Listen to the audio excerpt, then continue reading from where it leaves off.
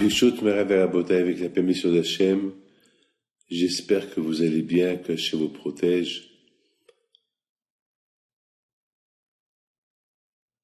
Nous allons bientôt célébrer la fête de Hanouka. C'est la fête de la lumière. On aime la lumière. C'est beau la lumière. L'obscurité, c'est quelque chose qui nous fait un peu triste, qui nous chagrine. La lumière, c'est la beauté, c'est la naissance, la renaissance, la joie. Vous allez dans une salle et ce qui va vous attirer l'attention, c'est les lumières. Vous savez, surtout lorsqu'il y a beaucoup de couleurs de lumière, et surtout la plus belle couleur, c'est le blanc. Mes amis, le miracle de Hanouka, c'était parce que les Juifs, ils n'ont pas ajouté pour progresser dans la religion. Donc, vous savez que dans la vie juive, on dit Ma'alin Bakodesh, on doit toujours avancer. Ça veut dire, il ne faut pas stagner, il faut toujours faire plus. Et de plus qu'on fait plus, on devient plus. Vous savez que, à l'époque des Grecs, lorsque les Grecs, ils ont commencé à dominer les Juifs en Israël, ils ont commencé avec quoi? Comment ils ont commencé la domination contre les Juifs? Vous savez que les Juifs, ils n'aiment pas être dominés. Et là, les Grecs, ils ont dominé les Juifs. Comment ça a commencé cette domination? Elle a commencé par une amitié. Les Juifs et les Grecs, ils s'alignaient ensemble. Ils vont toujours être ensemble, se fréquenter, jouer, un coup de poker, la ronda, tennis. Après, des invitations, boire ensemble, sortir ensemble, se fréquenter. Et malheureusement, d'une chose à l'autre, ça a commencé maintenant, manger ensemble. Manger ensemble, c'est pas pareil, parce que les Juifs, ils mangent pas le cochon, et les Grecs mangent le cochon. C'est le repas préféré des Grecs, c'est le cochon. Et là, ça a commencé. Les Grecs, ils ont commencé à forcer les Juifs à manger du cochon avec eux. Et d'une chose à l'autre, les Juifs, ils se sont assimilés aux Grecs. Alors les Grecs, ce qu'ils ont fait, ils ont fermé le Beth Amikdash. Vous savez que le Beth Amikdash, à l'époque, c'était l'endroit préféré où les Juifs ils vont se réunir 3 fois par an. Imaginez-vous des millions de Juifs qui viennent se réunir à Jérusalem. Comme aujourd'hui, il y a des millions de personnes qui se donnent rendez-vous à Saint-Tropez, ils se donnent rendez-vous à Disneyland pour se distraire, pour jouer. Et à l'époque, c'était le contraire. À l'époque, la Torah, elle a dit que les réunions juives de l'époque, pour que chacun puisse voir l'autre et profiter de l'intelligence de l'autre, c'était au Beth Amikdash, les réunions au Beth Amikdash. Donc les Grecs, ils ont arrêté ces réunions de Beth Amikdash et ils ont commencé à forcer les Juifs à manger du taref, à ne pas respecter Shabbat, une domination qui a commencé par une amitié et s'est terminée par une haine et par par une guerre à vie. Mes amis, il faut savoir une chose, il y a une loi, que Yaakov et Esav, ils ne peuvent pas coopérer ensemble. Les Juifs, ils ont une religion à respecter. Et cette religion ne leur permet pas de s'assimiler avec d'autres, parce que cette religion est un peu spéciale, est très spéciale. On peut pas faire ça, on peut pas faire ça, on peut pas faire ça, on peut pas faire ça. Il faut faire ça. Des choses que les non-juifs ne peuvent pas accepter. Par exemple, il y a une fête qui s'appelle la fête du Sukkot. Donc aujourd'hui que la fête du Sukkot, c'est une fête très spéciale. Alors vous savez que aujourd'hui, il y a beaucoup de fêtes que d'autres nations, ils les partagent. Il y a par exemple Pessah, la fête de Pâques. Il y a d'autres nations qui font Pâques, à part les Juifs. Bon, les Juifs, c'était le premier qu'ils ont fait Pâques, mais maintenant, il y a d'autres nations qui font Pâques. Il y a ceux qui font pas Shavuot. Beaucoup des fêtes à nous ont été copiées. Par exemple, aujourd'hui, à la place du Shabbat, il y a ceux qui font le dimanche.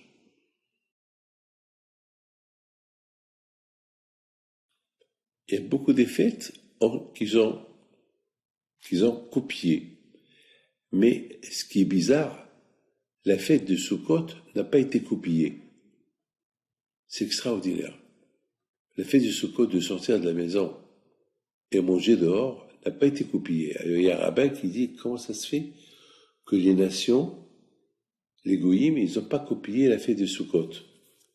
Ils ont copié la fête de Pessah, ils ont copié la fête de Shavuot, ils ont copié la fête de Purim, ils ont copié plein de choses, mais pas la fête de Sukkot.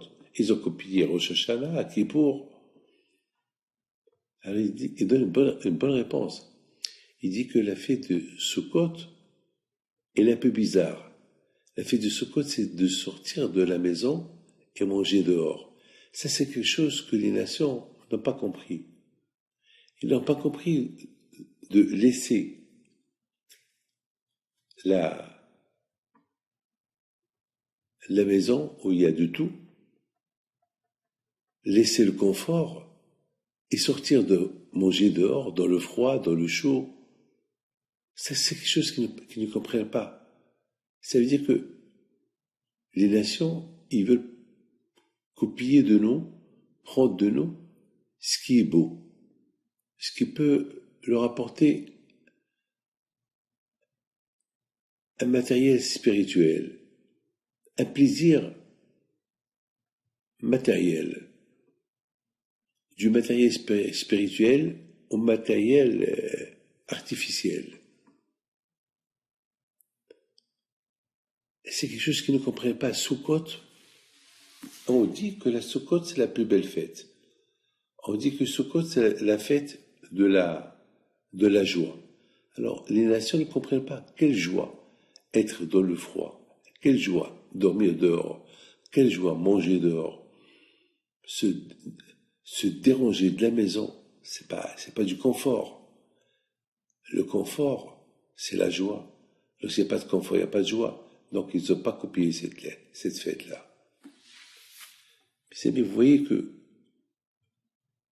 le judaïsme, il est très différent de toutes les religions. Le judaïsme, il t'apporte que le vrai confort, c'est d'écouter Dieu. C'est lorsque Dieu te dit, tu respectes Nida, tu respectes pendant que la femme a ses règles, tu la touches pas, jusqu'à qu'elle fait migvé, il faut le faire. La religion juive, c'est pas du confort. La religion juive, c'est le confort pour ta neshama, le confort dans ton âme, pas le confort de ton corps.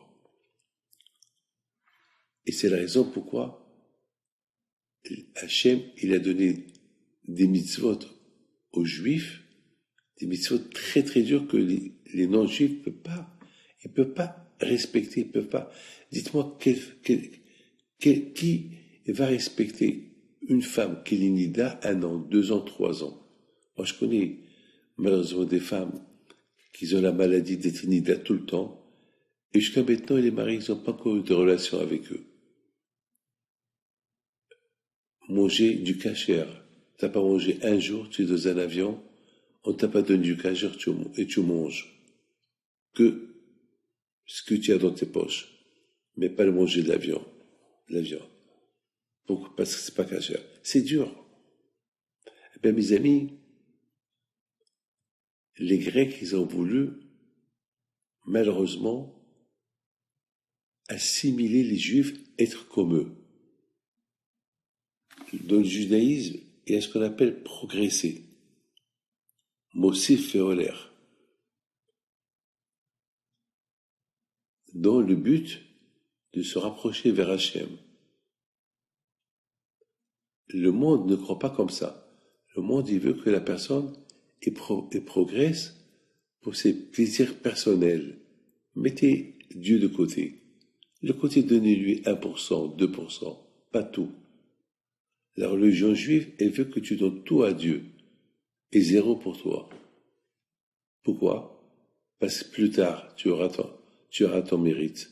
Plus tard, tu auras ta récompense après 120 ans. Vous voyez, mes amis, dans la paracha de cette semaine, on parle de Yosef.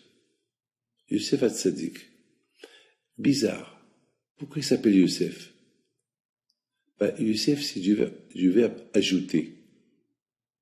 Ajouter. Et l'histoire de Yosef Hatzadik, qu'il a été vendu par ses frères pour des raisons que c'est pas notre cas, on va pas parler de ça aujourd'hui. Yosef Hatzadik, il a été vendu aux Égyptiens, il était esclave, et Yosef, il est resté juif. Et le contraire, la Torah dit que Yosef, là où il mettait ses mains, il va réussir. Et l'autre contraire, la Torah va dire que Yosef, il est resté le même. De la même façon que lorsqu'il a quitté ses parents, il était un tzaddik, il est resté tzaddik même lorsqu'il est arrivé en Égypte. Et Yosef, au lieu de tomber, de descendre, le contraire, il a avancé. Yosef, c'est le symbole de Yosef, ajouté. Donc sa mère, Rachel, elle l'a appelé Yosef. Pourquoi elle l'a appelé Yosef? Elle a dit, je l'appelle Yosef pour que le bon Dieu m'ajoute un autre. Mais vraiment, l'explication est, Rachel, elle a prié à Hachem que Yosef, toujours il soit quelqu'un qui l'ajoute au service d'Hachem. Pas stagné. Toujours il sera quelqu'un qu'il est en mesure d'ajouter pour Hachem et pas stagné dans le service d'Hachem. Les Grecs, ils ont voulu arrêter tout ça. Et ils ont voulu arrêter cette progression du judaïsme. Le juif, il doit progresser dans la mode. Le juif, il doit progresser pour être comme nous tous. Nous tous, nous allons progresser à s'éclater, à profiter de la vie, ajouter, et ajouter, et ajouter. Ça m'a fait rire aujourd'hui. Il y a des fêtes, j'ai remarqué qu'il y a une nouvelle mode. Avant, il y avait des mariages qui se terminaient à 10 heures du soir. Aujourd'hui, il y a des mariages qui se terminent à 2 heures du matin. Alors, le mariage, il est divisé en 2, 3, 4. Première ronde de danse, deuxième ronde, et au fur et à mesure, il y a les repas. Et vers 1 heure du matin, il y a une nouvelle mode que ils apportent des hamburgers. Mais attends, c'est de la folie. Ils appellent ça after. After. After, c'est après. Après qu'ils sont éclatés, Mais ils n'ont pas vomi. Ah, maintenant, le after pour terminer en beauté, c'est de la folie. Au lieu d'ajouter dans la gdoucha, ils ajoutent de la toma. Et en plus, le pauvre Shahatan, au lieu qu'il rentre avec sa femme chez lui, ils vont le fatiguer jusqu'à 2h, 3h, 4h du matin. Et vous ajoutez. Et maintenant, vous savez quoi? Maintenant, la mode, c'est jusqu'à les petits pains au chocolat au matin. Ça veut dire que ce Shahatan-là, il fait pas sa mitzvah la nuit. Ça y est, mettons, c'est les croissants qui prennent place à la mitzvah. Au lieu d'aller avec sa femme, alors, after, les croissants, mais c'est de la folie. Et le café le matin, mais c'est de la folie. On ajoute des bêtises. Alors, au lieu d'ajouter dans la Kedusha, ils ajoutent des bêtises, je m'excuse. Moi, je n'étais pas d'accord à certaines fêtes où j'ai été et ils ont voulu apporter ces méthodes. C'est une nouvelle génération qui les pourrit. Mais je sais pas moi. C'est ce qu'on appelle Ma'asegoïm. Tout le système de la Hanouka, c'est de s'éloigner de tout ce qui est Ma'asegoïm, de ne pas faire comme que les autres font. Eux, ils font le Nouvel An, nous on ne fait pas le Nouvel An, nous on fait Hanouka. Mais Hanouka à notre image. Chaque jour, on allume une veilleuse. Pourquoi chaque jour, on allume une veilleuse? Pour te dire que le judaïsme, c'est la progression. On progresse, on ajoute, et on ajoute. On ne diminue pas, on ajoute. Je voudrais vous raconter une belle histoire. J'étais à Miami, et j'étais invité chez Monsieur Daon. Et on a allumé la Hanouka, et j'ai parlé sur la fête de Hanouka. Il y avait un grand docteur très très connu, c'était un chirurgien plastique.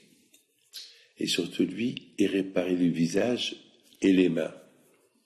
Et c'est un grand chirurgien. Malheureusement, il a fait un petit accident et c'est l'un des plus grands médecins du monde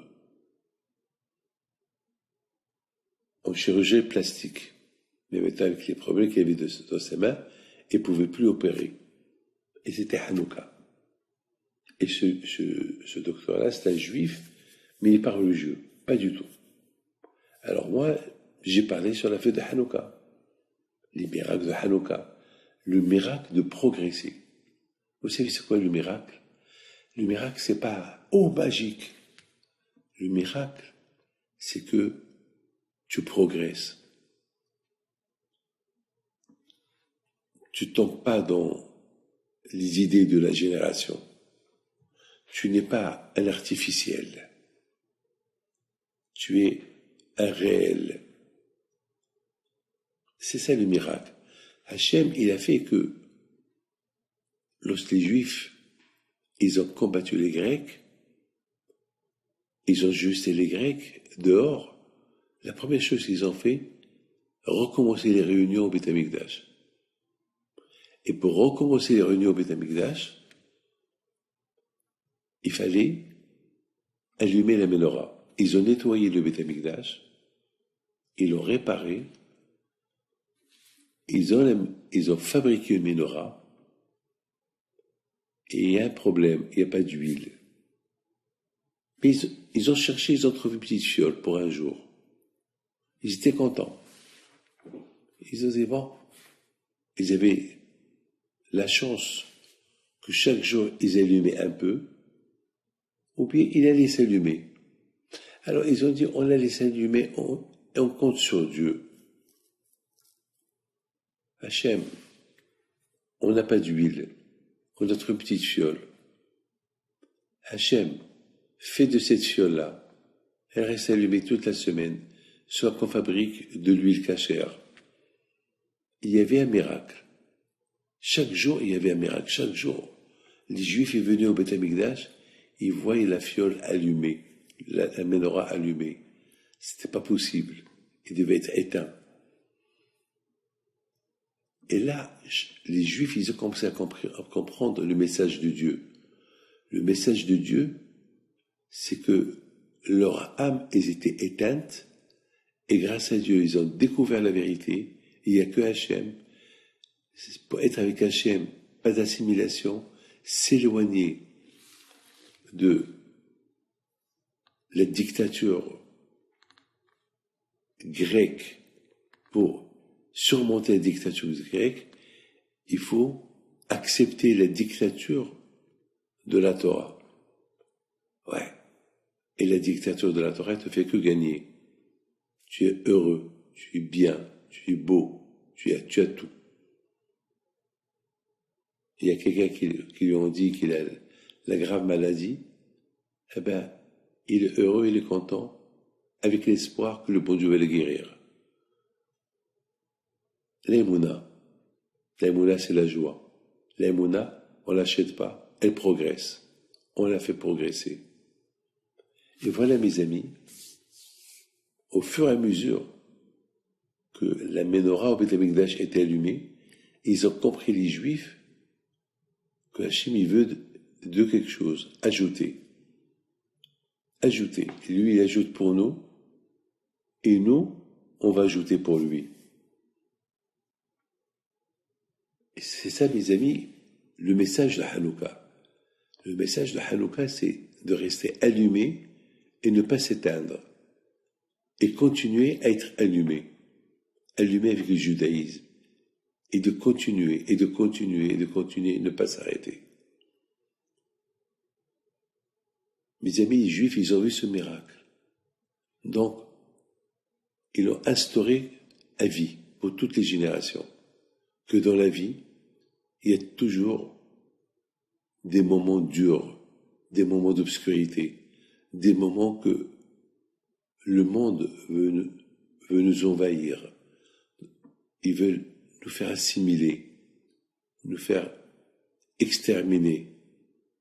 Et à nous de demander de l'aide au Dieu, à nous de se chercher, à nous de se trouver, et à nous de s'allumer.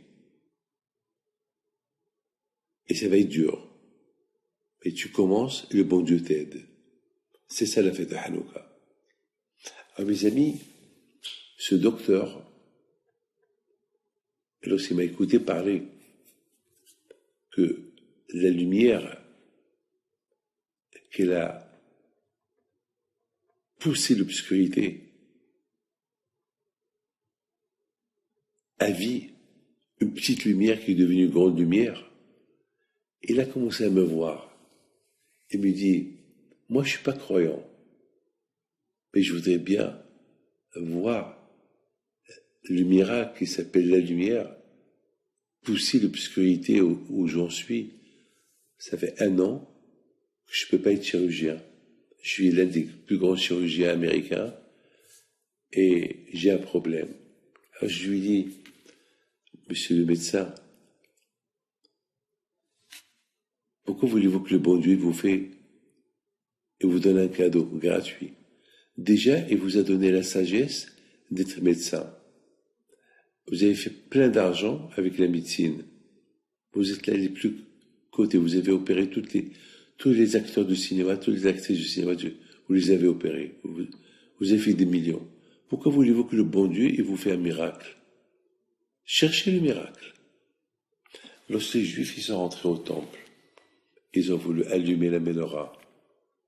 Ils ont cherché l'huile. Une fois qu'ils ont cherché l'huile, ils ont trouvé l'huile. Là, ils ont demandé le miracle. À vous aussi. Cherche d'un neshama. Shemen, c'est l'huile. Et shemen, c'est les mêmes lettres de neshama. Cherche un neshama. Et allume-la. Et le bon Dieu va t'aider à l'allumer. Mes amis, au départ, il a rigolé. Mais sa femme était intelligente. Sa femme était très intelligente. Elle lui dit, mais qu'est-ce que tu perds? Qu'est-ce que tu perds? De toute façon, tu es au chômage là. Il a commencé à pleurer. Alors je lui dis, viens, on va allumer la Hanouka ensemble. On a allumé la Hanouka, il a pleuré. Il n'a pas arrêté de pleurer. Quelque chose s'est réveillé en lui. Il a trouvé une trouvaille. Il a trouvé une petite lumière. Tout ce que je peux vous dire, c'est 3 mois plus tard, je reçois un coup de téléphone de lui qui m'annonce qu'il met les tefilines, qu'il mange cachère et qui m'annonce qu'il va passer un grand examen parce qu'ils sont ses mains. Ses mains ne bougent plus. Ses mains, ils ont guéri. Il peut opérer. Il n'a rien compris. Alors que la médecine, il lui a donné, il lui a pas donné espoir, à vie. Et là, ils comprennent rien. Ils ne comprennent rien. C'est mis.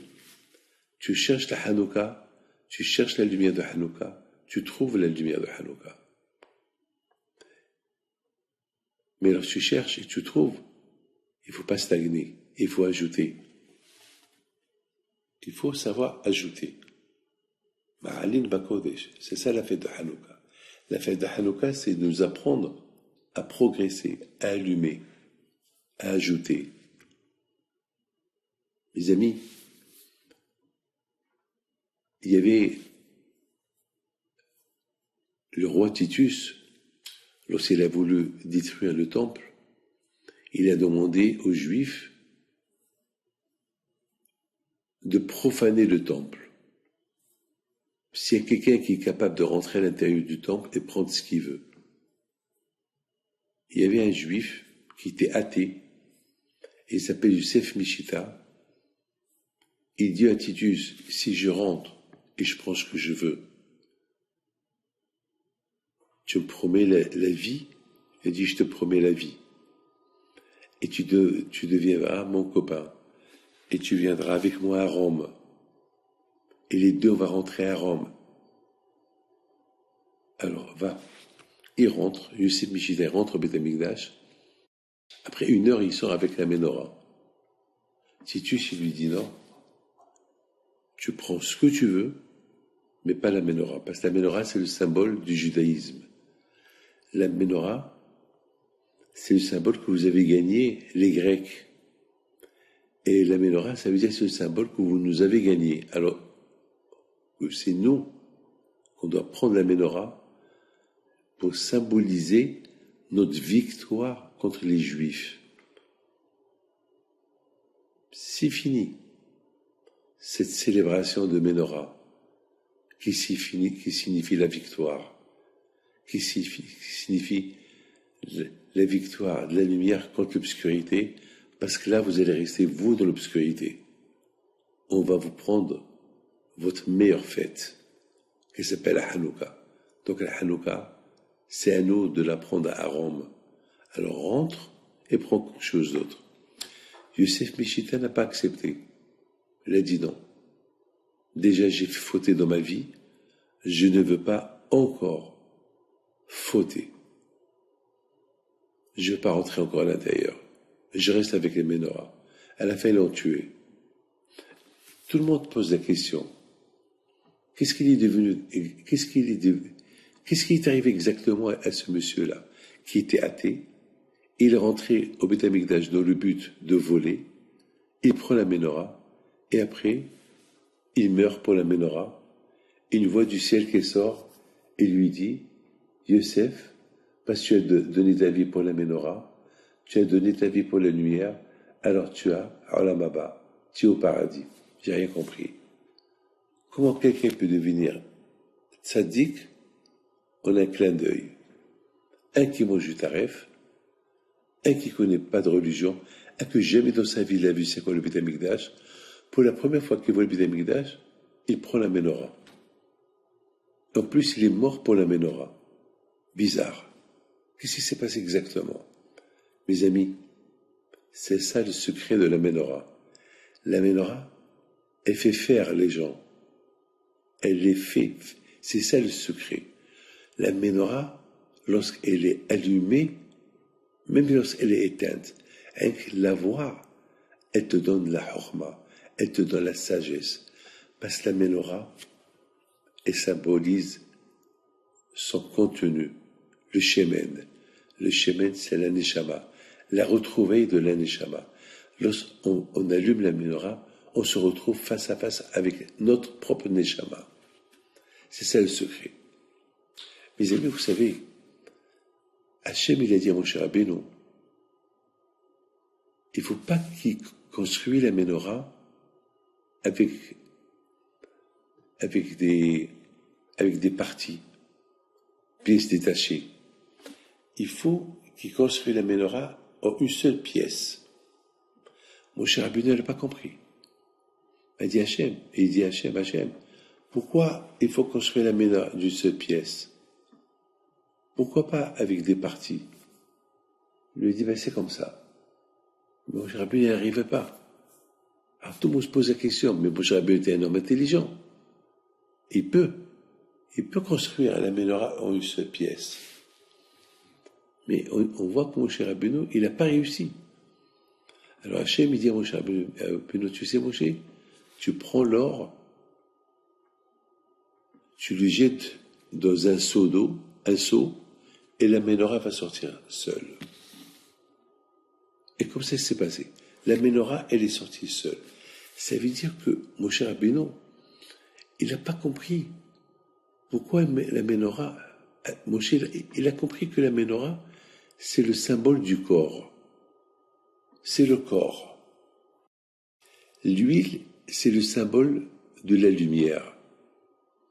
Donc, il n'a pas compris comment la lumière et l'huile, ils peuvent se faire seuls. On a un seul bloc. Il n'a pas compris.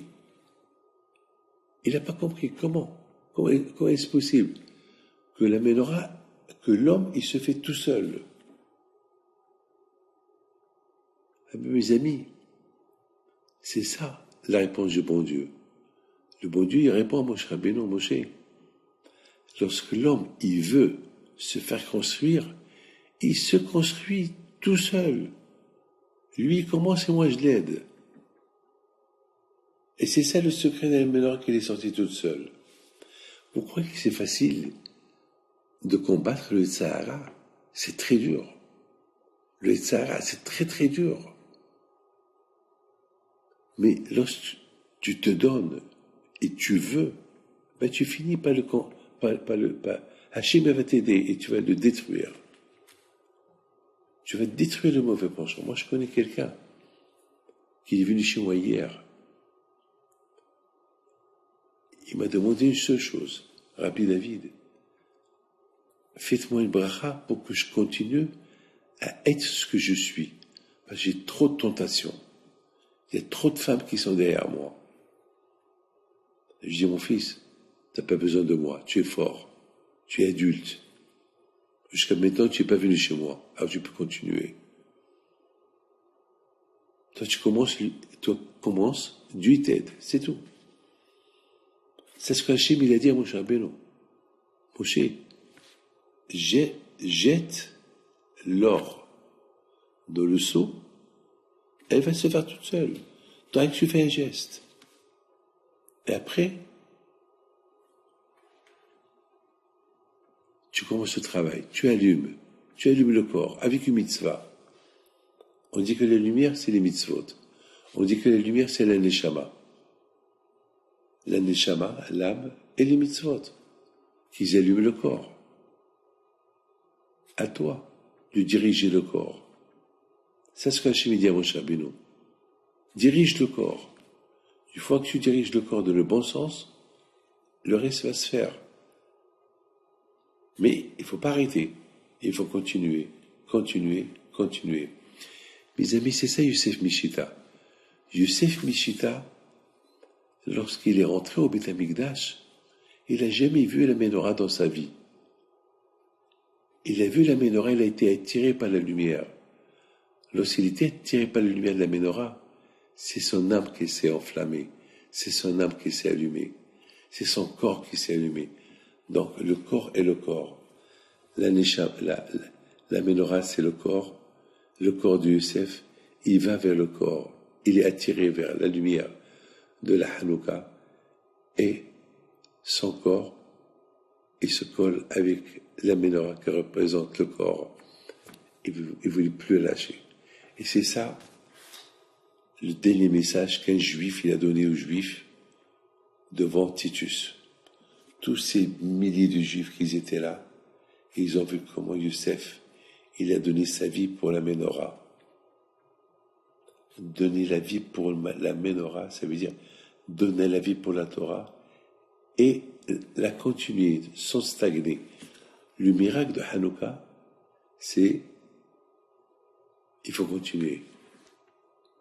Il ne faut pas stagner.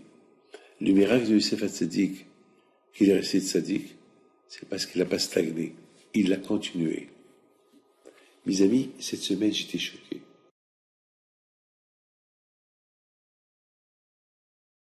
Cette semaine, j'étais choqué. Il y a un juif qui vient me voir. Il me dit, Rabbi David, ça fait 2 ans que j'ai fait Teshuvah, et ça fait 2 ans. Je sens Dieu. Je le sens. Je le vois. J'étais jaloux de lui. Un juif qui a fait Teshuvah, qui le sent et qui le voit. Alors j'ai posé la question, comment tu le sens? Mais je sais pas, un plaisir. Il est à côté. Je sais pas, je suis heureux, je suis content, je suis heureux de la vie, je suis bien, je suis content, je kiffe. Lorsque je vais prier, je kiffe. Lorsque je fais mitzvah, je suis bien. Je ne peux pas vous expliquer, comme ça il me dit. Je ne peux pas vous expliquer. J'étais jaloux. J'étais dommage que je ne suis pas comme lui. Peut-être un peu. J'étais jaloux. Ça veut dire, c'est ça, Hanouka. Hanouka, c'est on allume. Mes amis, je voudrais terminer avec une belle histoire de... Une fois, le président Carter, il a été invité par Chabad, les Lubavitch de Washington, d'allumer la Hanouka à Washington. Donc, chaque jour, ils allument la Hanouka. Ils ont décidé d'inviter le président Carter pour le 5e jour de Hanouka. Le président Carter était content. Il a accepté. Donc, on allume 5 bougies. 5 bougies de Hanouka. Alors, ils ont tout préparé. Il y avait un monde fou. Le président, il arrive. Alors, il monte sur l'estrade. Il allume. Alors, il y avait 4 bougies. Il y avait l'ambassadeur d'Israël. Il a été invité à allumer la première. Un autre la deuxième. Un autre la troisième. Un autre la quatrième. Et la 5e, c'est pour le président Carter. Et voilà. Le président Carter, il l'allume. Après, il voulait allumer la 6e. Il demande, mais pourquoi je continue pas? Non, ça c'est pour demain. Chaque jour, on allume une. Et le président Carter n'était pas content. Il a exigé. Il a dit, ici en Amérique, on fait pas les choses à moitié. On fait tout à la fois. C'est pas beau cette menorah allumée à moitié. Une moitié allumée, une moitié qui n'est pas allumée. C'est pas beau. Donnez-moi les mèches. Je dois l'allumer. Ils ont essayé de l'expliquer. Carter était le président américain, le président le plus puissant du monde. Il s'est énervé. Il a dit, j'exige qu'on allume tout. Ils n'avaient pas le choix. Ils ont ajouté des mèches, ils ont allumé. Le rabbi de Lubavitch n'était pas content lorsqu'il a entendu ça. Et il a dit, il fallait pas le laisser allumer. La Torah, elle passe avant tout. Alors, qu'est-ce qui s'est passé exactement? Pourquoi le président Carter, il voulait absolument tout allumer? Ben, mes amis, la différence entre le judaïsme et d'autres, c'est que dans le judaïsme, on avance au fur et à mesure. On ne saute pas les étapes. Au fur et à mesure, on allume. Bon, le président Carter, pour lui, il faut sauter les étapes. Mais lorsqu'on saute les étapes, on fait des erreurs. C'est ça la Hanouka. La Hanouka, c'est ne pas sauter les étapes. Chaque jour, on allume, on progresse, et on progresse, on progresse. On ne regresse pas. Le Rabbi de Lubavitch, il a donné un cours de Torah. Il a dit, et c'est la raison pourquoi nos sages, ils veulent qu'on allume chaque jour une Hanouka. Et une fois qu'on a allumé les 8, alors continue tout seul à marcher vers le bonheur de la lumière. Mais, au départ, il faut aller doucement. Il y a beaucoup de gens, mes amis, qui ont voulu être religieux vite, ils ont tout lâché. Pour être religieux, c'est par étapes. Petit à petit. Petit à petit. Voilà, mes amis, la paracha de cette semaine, c'est la paracha de Youssef. Youssef Hatzadik qui s'appelle Youssef, que même qu'il a été vendu, et même qu'il a été esclave pendant des années, Youssef Hatzadik, il est resté toujours tzaddik, parce qu'il ne s'est jamais arrêté de progresser, comme la Hanouka, qu'on l'allume chaque jour. Vous savez, la Hanouka, on ne l'allume pas uniquement 8 jours. La Hanouka, on l'allume toute l'année. On commence par 8 jours, et après, on continue dans notre tête à l'allumer. Toute la vie. On prend de l'énergie de Hanouka chaque année. Chaque année, on prend de l'énergie. Voilà, mes amis. Que Dieu vous protège. Et peut-être on va vous montrer un petit film de... Hier soir, il y avait des amis qui étaient en Tunisie. Ils sont partis pèleriner Rabbi Haïm Taïblomet, Rabbi Shua Bassis, et Rabbi Tzhak Taïblomet, et Rabbi Abraham Cohen, le Cohen Gadol. Aïe, en Tunisie. Et j'ai prié pour vous tous. Que le bon Dieu vous protège. Je vous souhaite une bonne fête de Hanouka. Et si Dieu veut, que ce soit la fête de Hanouka, une fête de paix dans le monde, si Dieu veut. Et une fête de lumière. Mais la lumière réelle, pas de la lumière artificielle. Dans toutes les rues de New York, Paris, le monde entier, il y a des lumières. C'est artificiel. Il veut du réel. Pas une lumière qui s'éteint plus tard. Et après, on l'oublie. Non. Une vraie lumière. Que Dieu vous protège, je vous donne la santé. Amen.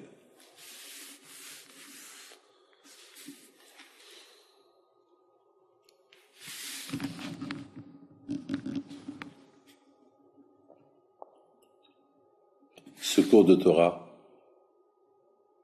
à la mémoire de mon ami Alav Shalom Sion Marciano, le fils Rabbi Shimon, et de sa femme Gisèle Marciano, qu'il était le premier à introduire Rabbi Haïm Pinto à Marseille.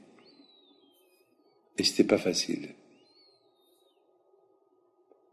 Au départ, c'était dur, et il n'a pas arrêté, il a formé un comité, que Dieu reposera en paix, l'ancien comité,